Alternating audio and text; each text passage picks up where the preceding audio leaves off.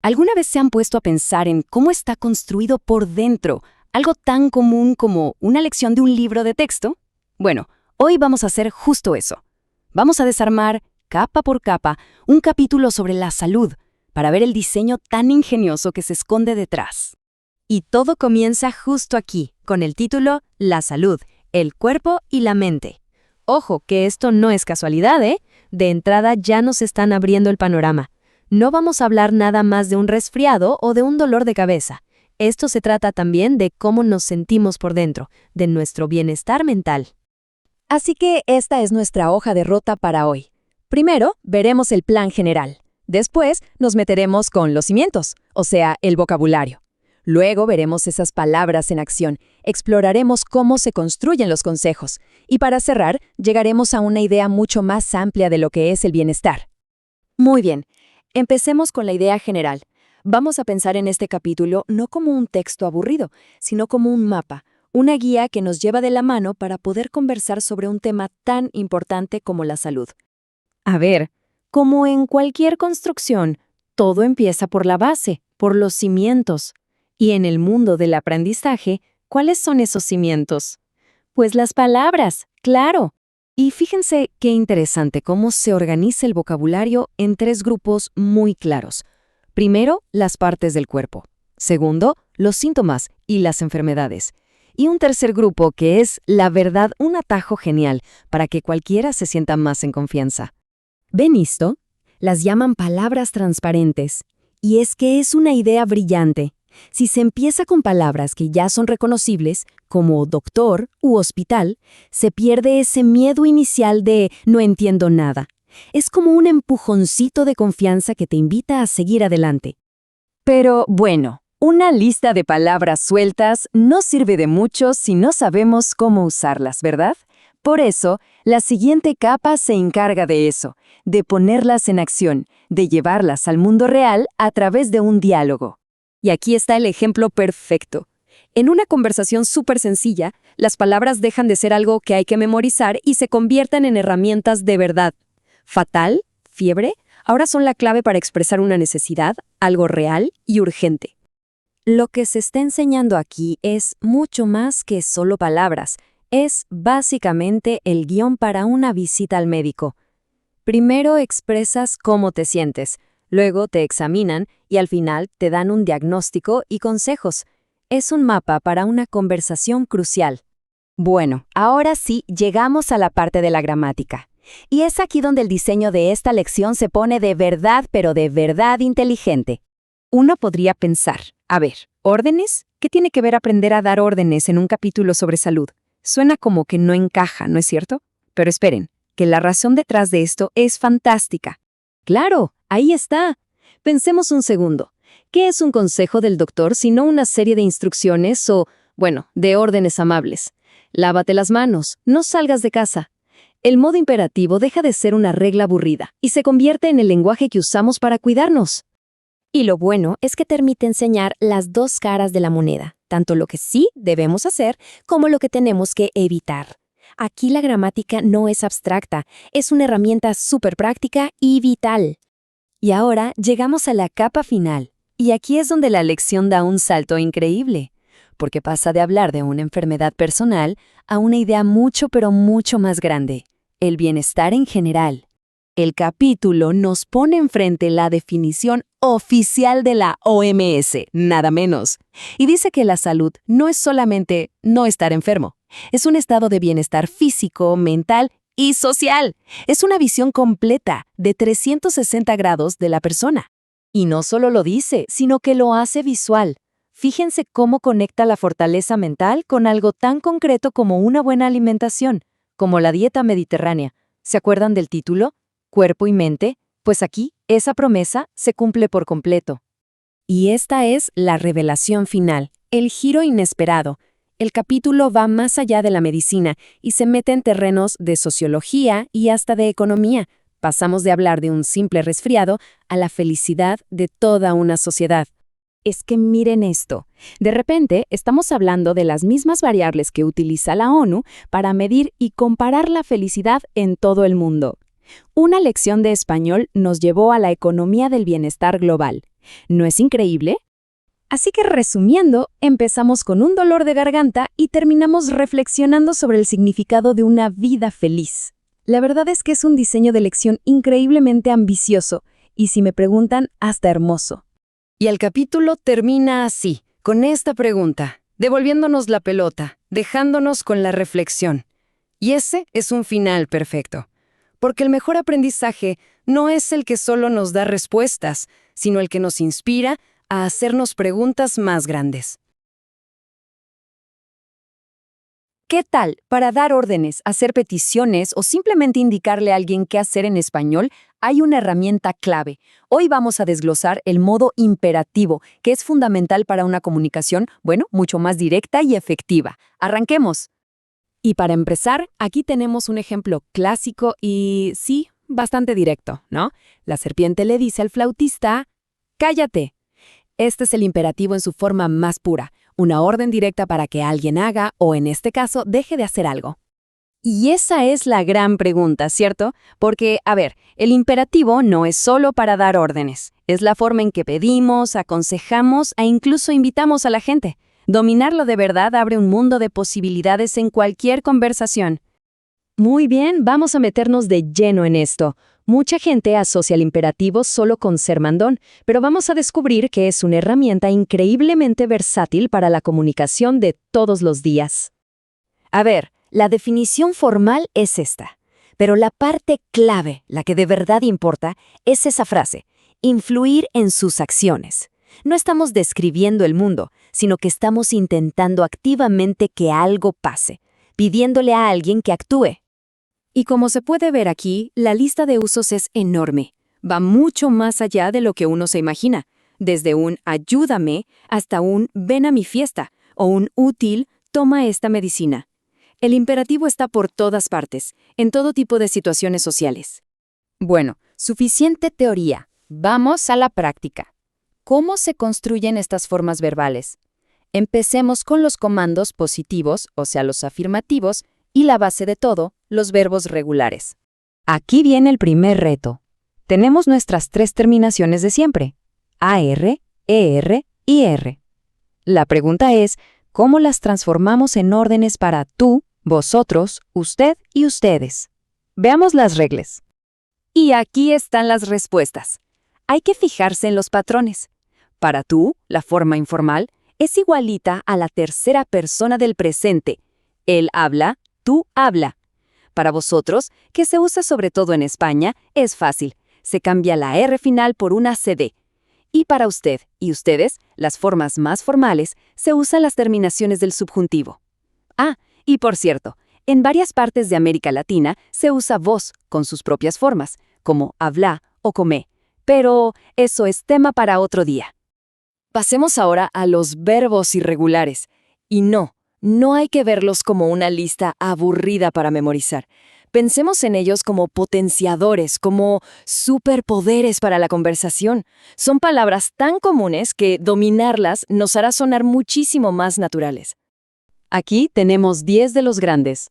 Un buen desafío es intentar recordar cómo se conjuga cada uno en la forma de tú. A ver qué tal anda esa memoria. Y aquí las tenemos. Pensemos un segundo en cuántas veces al día se usan estas palabras. Haz la cama, pon la mesa, sé paciente, ten cuidado, sal de aquí. Son de verdad absolutamente cruciales para el día a día. Y bueno, para los que les gustan los trucos de mnemotecnia, aquí va uno. La frase di, haz, opo, salten, vence. Agrupa a 8 de estos verbos. Suena rarísimo, lo sé, pero quizás a alguien le funcione. Muy bien, ya vimos cómo decir haz esto, pero ¿y si queremos decir no hagas esto? Aquí es donde la historia del imperativo da un giro muy interesante. Y este es el dato clave, ojo. Mientras que el afirmativo tiene sus reglas especiales para las formas informales, el negativo es, de hecho, más simple, más consistente. Tiene una sola regla de oro que lo gobierna todo. Y esta es la regla. Así de simple. Si se quiere dar una orden negativa, se usa siempre la conjugación del presente de subjuntivo. ¿Y por qué? Bueno, tiene toda la lógica del mundo. El subjuntivo es el modo de lo no real. de lo hipotético, o en este caso, de lo que queremos que no suceda. Por eso encaja a la perfección. Y en esta tabla se ve perfecto.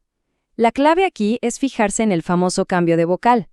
Los verbos en AR usan la E, y los verbos en ER e IR usan la A. Es la magia del subjuntivo en acción.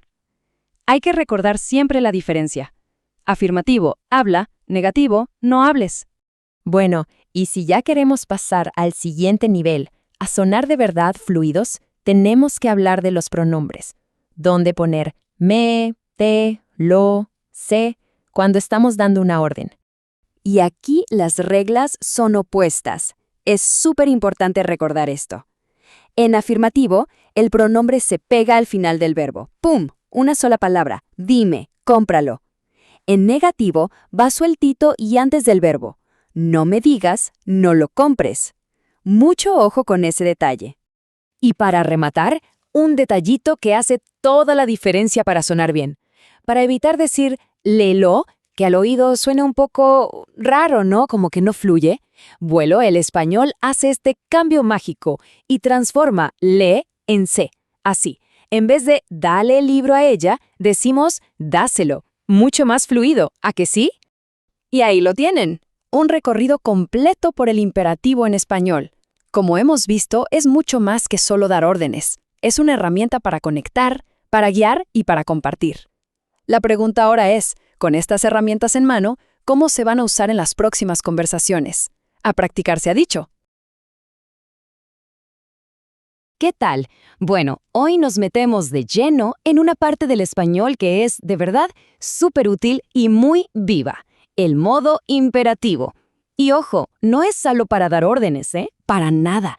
Es una herramienta clave para el día a día. Y para arrancar, miren este ejemplo. Es perfecto. La serpiente le dice al flautista: «Cállate, quiero dormir». Así, directo, sin rodeos. Esa es la esencia del imperativo en acción. Ok, entonces vamos a desglosarlo un poco. ¿Qué es exactamente el imperativo? Pues piénsenlo así. Es el modo que usamos para influir directamente en lo que hacen los demás. Es, digamos, el modo de la acción. Y aquí va la pregunta del millón. ¿Para qué lo usamos realmente?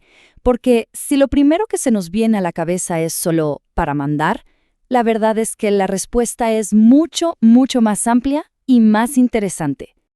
Y aquí se ve clarísimo. Miren qué versátiles. Se usa para dar órdenes, sí, por supuesto, pero también para dar instrucciones, como cuando seguimos una receta, para darle un consejo a un amigo, hasta para dar permiso o para hacer una invitación amable, ofrecer algo, e incluso para rogar o pedir algo con insistencia. O sea, abarca un montón de situaciones. Perfecto. Ahora que ya sabemos para qué sirve, entremos a la primera parte importante, el mandato afirmativo.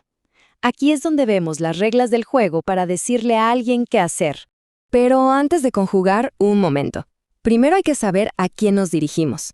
Y en español esto es crucial, Tenemos el tú, que es para la confianza, para amigos y familia. El vosotros, que se usa básicamente solo en España. El usted, para mostrar respeto. Y el ustedes, que en Latinoamérica es la forma que usamos para cualquier grupo, sea formal o informal. A ver, aquí tenemos la tabla con los 3 tipos de verbos regulares, los que terminan en AR, ER e IR. ¿Alguna idea de cómo se podrían formar los mandatos para cada pronombre? Tómense un segundito para pensar en los patrones. Y aquí está la respuesta. Para tú es fácil. Habla, come, vive. Para vosotros es hablad, comed, vivid. Y fíjense lo que pasa con usted y ustedes. Las terminaciones cambian. La A de hablar se vuelve E, y la E y la I de comer y vivir se vuelven A. Interesante, ¿no? Entonces, para que quede más claro, podemos resumirlo todo en 3 trucos o 3 claves. Para el tú es súper fácil. Se usa la misma forma que para él o ella en presente. Para vosotros, solo hay que cambiar la R final del verbo por una D. Y para usted y ustedes, bueno, ahí usamos las terminaciones del subjuntivo. Y claro, como en todo idioma, no podían faltar las excepciones. Ahora vamos a ver esos verbos irregulares, que son súper comunes y que, la verdad, hay que memorizarlos para sonar natural. Miren estos 10, son los más importantes para la forma tú. Son cortitos, directos y se escuchan todo el tiempo. Decir se convierte en di, hacer en haz, ir es ve, poner es pon y venir es ven. Son fundamentales. Y estos ejemplos lo muestran perfectamente. Son cosas que se escuchan en cualquier casa. Pon la mesa, haz la cama, ven acá. Son órdenes del día a día, súper cotidianas. Muy bien, ya sabemos cómo decir haz esto, pero ¿cómo decimos no hagas esto? Bueno, prepárense porque aquí viene el gran giro en la historia del imperativo, una regla que lo cambia absolutamente todo. Y la regla de oro es esta. Para los mandatos negativos, las reglas cambian por completo. Olvídense de lo anterior.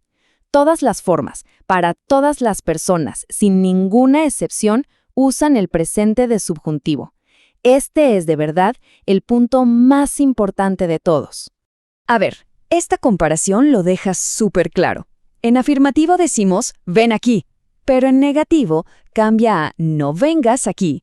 O habla, se convierte en no hables. La estructura del verbo es completamente distinta. Esto es fundamental entenderlo. Y esta tabla lo confirma. Fíjense bien. Para hablar, todas las formas negativas llevan la vocal E. No hables, no hable, no hablen. Y para comer y vivir, todas llevan la vocal A. No comas, no vivas. Es un patrón súper consistente y todo se basa en el subjuntivo. Ok, ya casi lo tenemos. Llegamos al último nivel para dominar los mandatos. La gran pregunta ahora es, ¿dónde ponemos los pronombres como me, te, lo? La primera regla es súper simple y no tiene excepciones. En los mandatos afirmativos, los pronombres siempre van pegados al final del verbo. Forman una sola palabra. Por ejemplo, en dígamelo, las palabras diga, me y lo se fusionan en una. Y con los negativos, la regla es justo la contraria. Los pronombres se separan del verbo y se ponen justo antes. Por ejemplo, no me lo digas. Los pronombres ya no se pegan, sino que van delante como palabras independientes. Y un par de reglas rápidas más. Con los verbos reflexivos, la lógica es la misma. Ponte el sombrero, en afirmativo. No te pongas el sombrero, en negativo. Y la famosa regla del se, que es para que suene mejor. Cuando se juntan le y lo, el le se cambia por se. Por eso decimos dáselo y no dálelo, que suena rarísimo. Bien, entonces, hagamos un repaso rapidísimo. Los puntos clave a recordar. Primero, el imperativo no es solo para dar órdenes, tiene muchísimos usos. Segundo, los mandatos afirmativos para tú y vosotros son especiales. Tercero, y esto es lo más importante, los negativos siempre usan el subjuntivo. Y cuarto, los pronombres se pegan al final en afirmativo y van antes en negativo. Con esas 4 claves ya lo tienen. ¿Es el imperativo solo para dar órdenes o es el espíritu mismo de un idioma que valora la comunicación directa, sentida y llena de vida? Y para cerrar les dejo una reflexión. ¿Es el imperativo solo una forma de dar órdenes o es en el fondo el espíritu de un idioma que valora la comunicación directa, sentida, llena de vida? Ahí se los dejo para pensar. ¡Hasta la próxima!